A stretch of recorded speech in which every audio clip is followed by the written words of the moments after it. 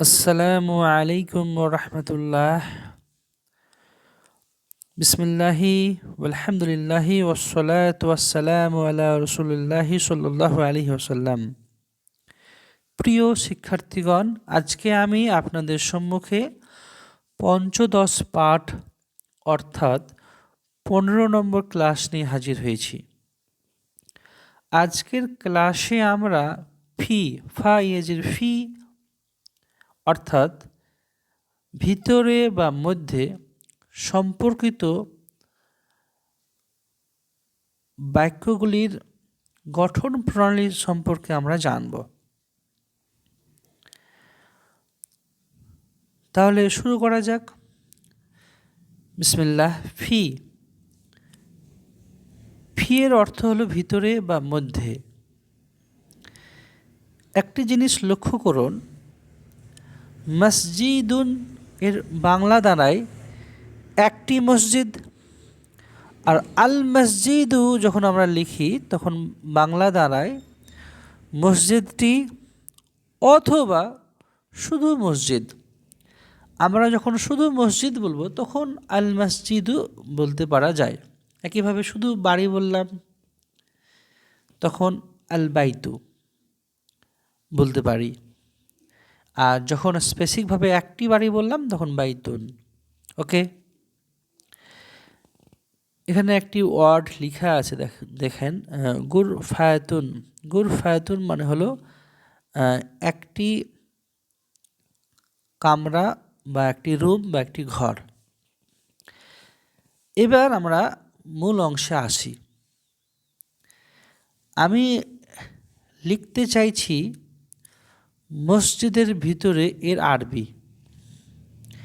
এখন একটা জিনিস লক্ষ্য করি, মসজিদের ভিতরে অথবা মসজিদের মধ্যে এই কথাগুলো আমরা ছোট করে সংক্ষেপে শুধু মসজিদে বললেই বুঝে নিই মসজিদের ভিতরে, বাড়িতে এতটুকু বললেই বুঝে নিই সে বা তিনি বাড়ির ভিতরে, বাগানে এইটুকু বললেই আমরা বুঝতে পারি বাগানের ভিতরে, তাই না? এখন মসজিদের ভিতরে অথবা মসজিদে এগুলোর আরবি করতে গেলে প্রথমে আমরা ভিতরের আরবিটা আগে লিখি। অর্থাৎ মসজিদের আরবি ছিল আল মসজিদু, আর ভিতরের আরবি হলো ফি। তাহলে আল মসজিদু ফি এভাবে লিখবো না, ফি যোগ করবো আগে, পরে মসজিদের আরবি লিখব। অবশ্যই ভিতরে অর্থাৎ মধ্যে বা বাংলার একার বিভক্তির জন্য আমরা প্রথমে ফি শব্দটাই আগে লিখব। ওকে, তাহলে ফি লিখে দেব। তারপরে এবার যে নিয়মটা শিখব সেটা হলো সাংঘাতিক নিয়ম। সেটা হলো এই, ফি যোগ করলেই মূল শব্দ, আবারও বলছি মূল শব্দ বা যার ভিতরে নিয়ে আমরা আলোচনা করছি সেই শব্দটার শেষ হরফ, শেষ অক্ষরে সদা সর্বদা জের হবে, সদা সর্বদা জের হবে।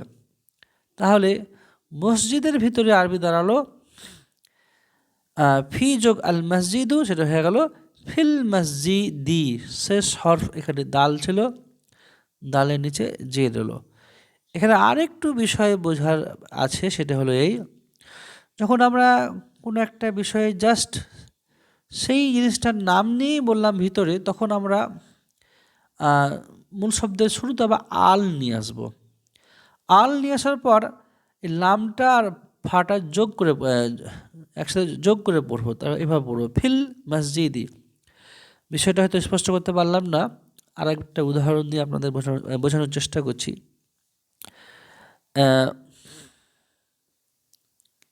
এখানে লিখলাম আমি বাইতুন। বাইতুন মানে কি? একটি বাড়ি।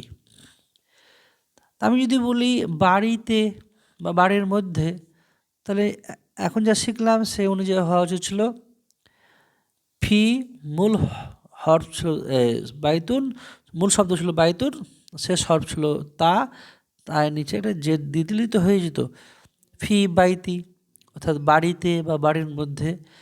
কিন্তু হবে না, কি করতে হবে আমাকে? যখন আমি শুধু বাড়ি বলেছি তখন এই বাইতুনের নিয়ে আসবো আমরা আল, আর আলের লামটার সাথে যোগ করে পড়বো ফাঁকে। ওকে, ফিল বাইতি। এবার হলো সঠিক বিষয়টা।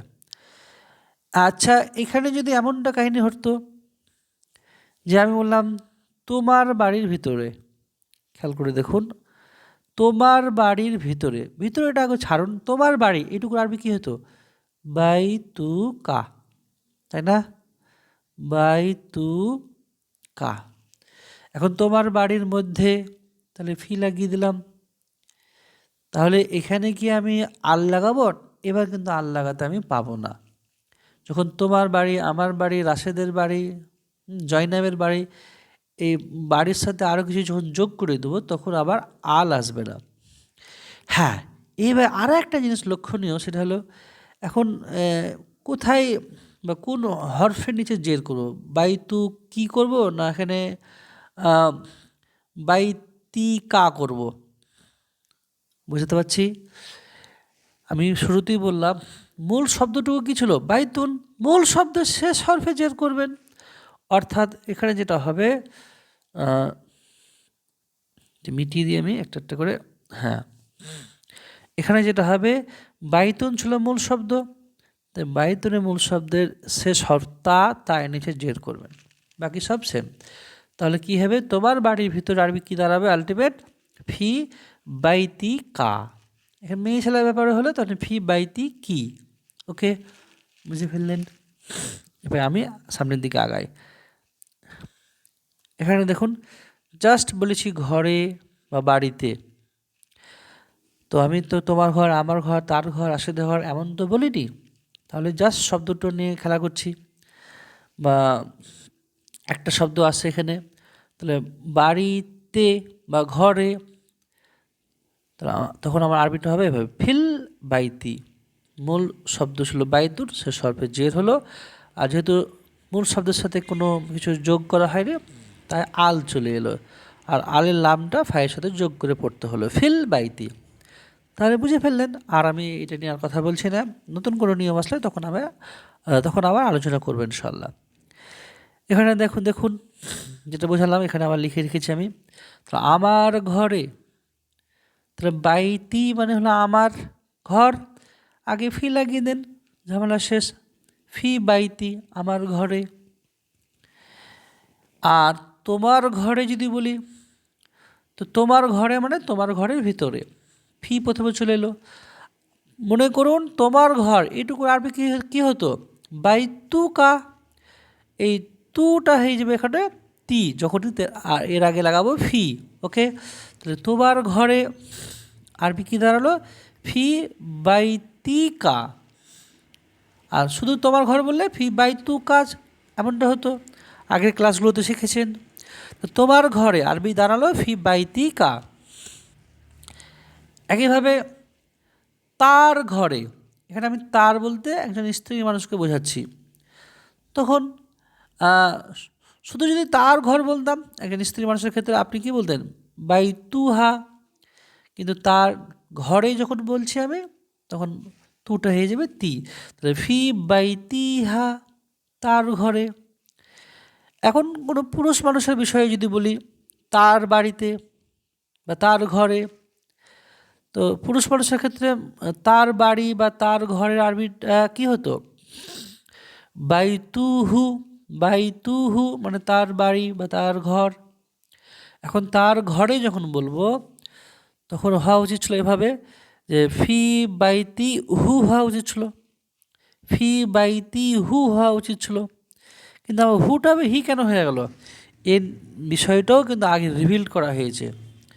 আবার মনে করিয়ে দিচ্ছি, হু হি হয়ে যায়, হাফেজ হু হি হয়ে যায় তখনই যখন হুয়ের ঠিক আগের হরফে বা আগের অক্ষরে জের চলে আসে।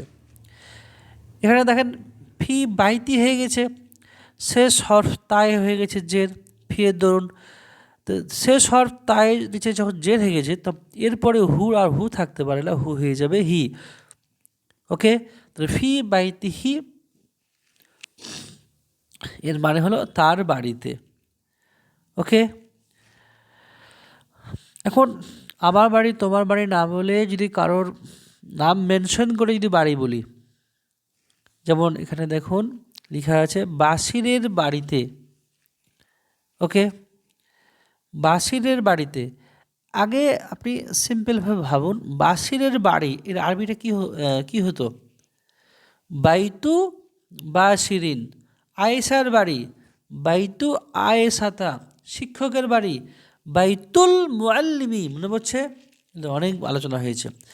এখানে দেখুন একটা বিষয়, আমি কিন্তু বাসিরের সম্পর্কে কথা বলছি না, একটা বাড়ি সম্পর্কে কথা বলছি, কিন্তু বাড়িটা ইঙ্গিত করছি কার দিকে? বাসিরের দিকে, কারণ বাড়িটা বাসিরের, তাই বললাম বাসিরের বাড়িতে। তো আমি প্রথমে এখানে আলোচনা হচ্ছে বাড়ি নিয়ে, তাহলে ফি নিয়ে এলাম। ফি নিয়ে আসার পরে এবার বাসিরের বাড়িটা আরবি হতো বাইতু বাসিরিন। এখন মূল বিষয়টা হলো বাড়ি, তাহলে মূল বিষয় বা মূল শব্দ যেখানে আসে বাইতুন, ওই বাইতুনের শেষ হরফ তাই নিচে কিন্তু জের হবে, only because of fee adding, fee যোগ করার জন্য বাইতুটা হয়ে যাবে বাইতি। তাহলে ফি বাইতি বা সিরিন, শুধু পার্থক্য কতটুকু হলো, বাইতু বা সিরিনটা বাইতি বা সিরিন হয়ে গেল। একইভাবে ফাতেমার বাড়ি ফি বাইতি ফাতিমাতা, ফি বাইতি ফাতিমাতা। ফাতিমাতি কেন হবে না? কারণ আমি ফতেমার ভিতরে ব্যাপারটা বলছি না, আমি বলতে চাইছি একটা বাড়ির ভিতরে, কিন্তু বাড়িটা ইশারা করছে কার দিকে? ফতেমার দিকে। তো ফি বাইতি ফাতিমাতা মানে হলো ফাতেমার বাড়িতে। বুঝে ফেললেন? এবার এখানে একটা অনুচ্ছেদ দেওয়া আছে, অনুচ্ছেদটা আমরা পড়ি এবং অনুবাদ করার চেষ্টা করি এবং বাক্যটা কিভাবে গঠিত হচ্ছে সেটাও খেয়াল করি। ফিল গুরফাতি মিসবাহুন, ফিল গুরফাতি মিসবাহুন, কামরার ভিতরে একটি বাতি আছে। সুন্দুকুন, সুন্দুকুন মানে হলো সিন্দুক বা বাক্স। তা বাক্সের ভিতরে যদি বলি তখন আমার আরবি হবে ফিস সুন্দুকি। এখানে খেয়াল করুন তো, ফিল কেন হলো না? কারণ সদ এমন একটা হর, তার আগে আল থাকলে নামের উচ্চারণটা হয় না, আর সদের উপর তাসদিদ চলে আসে। তো ফিস সুন্দুকি মানে হলো বাক্সের ভিতরে। সুন্দুক কোন ছিল? মূল শব্দ শেষ হরফে কি হয়ে গেল? ফি যোগ করার জন্য ফিস সুন্দুকি, বাক্সের ভিতরে ইকদুন, একটা হার রয়েছে, একটা বালা রয়েছে। নাক বন্ধ হয়ে আছে আমার। আস-সাজারাতু ফিল হাদিকতি, হাদিকতুন মানে ছিল বাগান। তা আমি বাংলাটা এমনভাবে করার চেষ্টা করছি যে গাছটি বা গাছ বাগানের ভিতরে আছে। বাংলা করলাম গাছ বাগানের ভিতরে আছে, তা গাছের আরবি আগে লিখে দেবো আমরা আস-সাজারাতু, গাছ, ফিল হাদিকতি, গাছ বাগানের ভিতরে আছে বা গাছটি বাগানের ভিতরে আছে। ফি হাজিহিল করিয়াতি, ফি হাজিহিল করিয়াতি, এখানে আরেকটা জিনিস শেখার আছে, সেটা হলো এই হাজিহি, এখানে যে হায়ের নিচে জের হয়েছে এটা কিন্তু ফি যোগ করার জন্য নয়, হাজিহি শব্দটাই ছিল এমনটাই। এখানে একটা বিষয় হলো এই, তো জালিকা থাকলে কি জালি কি হয়ে যেত? তিলকা কি তিলকি হয়ে যেত? না, এমনটা হতো না, কারণ আমার এই জালেকা হাজিহি হাজা এটা মূল বিষয় না। বিষয়টা হলো এইখানে করিয়াদন মানে হলো গ্রাম, গ্রামের ভিতরে। তো এইখানে এইটা হলো মূল শব্দ, মূল শব্দ শেষে জেড নিয়ে আসবো ফি যোগ করার জন্য। ওকে, তো ফিটা বাদ দিয়ে যদি পড়েন এই গ্রাম, এই গ্রাম আরবি কী হতো? হাজিল করিয়াতু, ওই গ্রাম, জালিকাল তিলকাল করিয়াতু। তিলকা কেন হলো?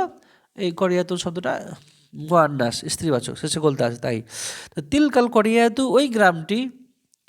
হ্যাঁ, তো ওখানে তিলকাটা তিল কি হবে না, এখানে আমি গ্রাম বিষয়ে কথা বলছি। এর আগে যদি ফি নিয়ে আসি তো ওই করিয়াতুটা হিসেবে করিয়াতি। ওকে, তাহলে এই গ্রামের ভিতরে, এই গ্রাম আরবি কী হতো? হাজিহিল করিয়াতু, আর এই গ্রামের ভিতরে হাজিহিল করিয়াতি, এইখানে জেটটা যোগ হলো। ক্লিয়ার? তো ফি হাজিহিল করিয়াতি, এই গ্রামের ভিতরে মসজিদুন কদিমুন, একটি পুরনো মসজিদ আছে। ফি সুকুল করিয়াতি, এখানে দেখেন সুকুন মানে হলো বাজার, আর করিয়াতুন মানে হলো গ্রাম। তবে এখানে আমি গ্রামের বাজারে, তো গ্রামটা হলো আমার মুখ্য বিষয়। তো ফি সুকুল করিয়াতি এইখানে জেটটা এলো, ওকে। তো ফি সুকুল করিয়াতি গ্রামের বাজারে কি আছে, দুক্কানুন। দুক্কানুন মানে হলো একটি দোকান, দুক্কানুন মানে হলো দোকান, এটা নতুন শব্দ শিখলেন। সগিরুন মানে ছোট, তাহলে গ্রামের বাজারে একটি ছোট দোকান আছে, ওকে, শিখে ফেললেন।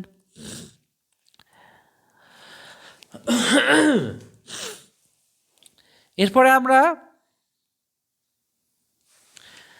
বাংলা বাক্য থেকে কিভাবে আরবিটা গঠিত হচ্ছে সেটা একটু বুঝে নিই। মুসলিমের হৃদয়ে আলো আছে, মুসলিমের হৃদয়ে আলো আছে, এর আরবি করতে হলে আছের আরবি করা দরকার নেই। মুসলিমের হৃদয়ে আলো এইটুকু ভাবেন।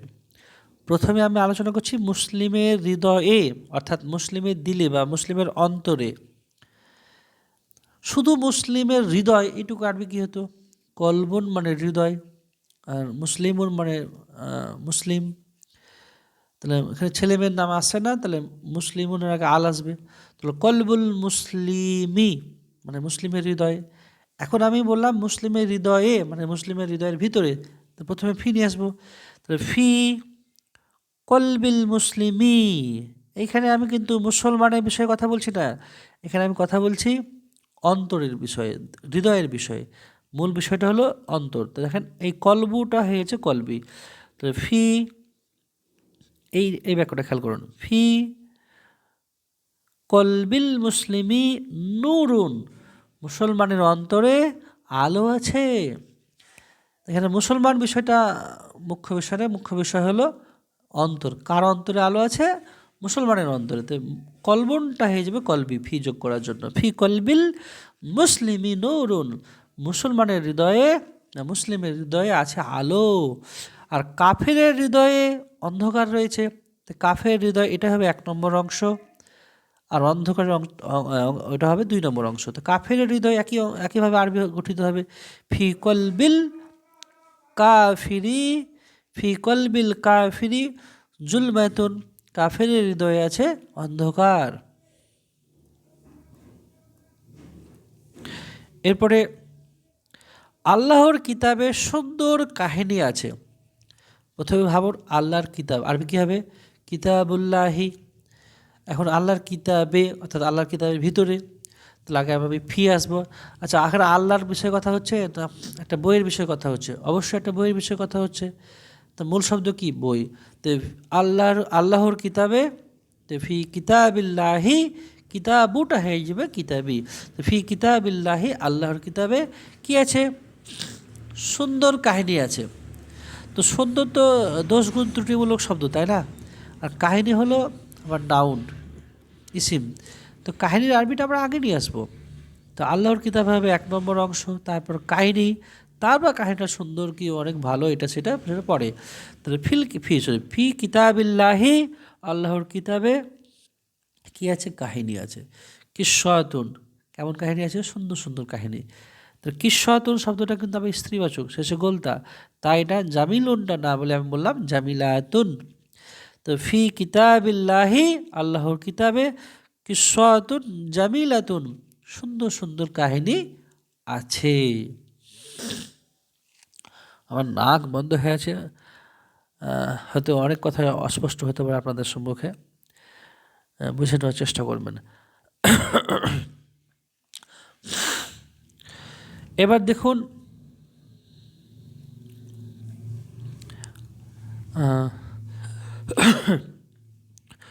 রসুলের কবর মদিনাতে আছে, এখানে কিন্তু রসুলের কবরই বলিনি আমি, রসুলের কবর অর্থাৎ আল্লাহ রসুল হজরত মুহাম্মদ সাল্লাল্লাহু আলাইহি সাল্লামের কবর মদিনাতে আছে। তো রসুলের কবরে এখানে কিন্তু একার বিভক্তি, রসুলের কবরের ভিতরে এমনটা কিন্তু সেন্স করছি না। তাহলে যেহেতু রসুলের কবর প্লেন বলেছি, প্লেন আরবি লিখব কবরুর রসুলি, কবরুর রসুলি অর্থাৎ রসুলের কবর। এটা রসুলের কবর আরবিটা কীভাবে তৈরি হলো এটা নিয়ে বিস্তর আলোচনা করা হয়েছে পূর্বের ক্লাসগুলোতে, আপনারা দেখেছেন, শিখে ফেলেছেন। রসুলের কবর কবরুর রসুলি, এখন মদিনাতে আছে। তো এখানে দেখেন মদিনাতে আছে মানে মদিনার ভিতরে আছে। এই মদিনার ভিতরে আরবি মাদিনাতুন মানে হলো মদিনা। তো এখন ফি যোগ করার জন্য সেটা হয়ে যাবে মাদিনাতি। এখানে তো আমাদের মদিনা তোমাদের মদিনা এমন তো বলা হয়নি, জাস্ট মদিনা শব্দটা সিঙ্গেলভাবে এসেছে, তখন আল নিয়ে আসতে হবে।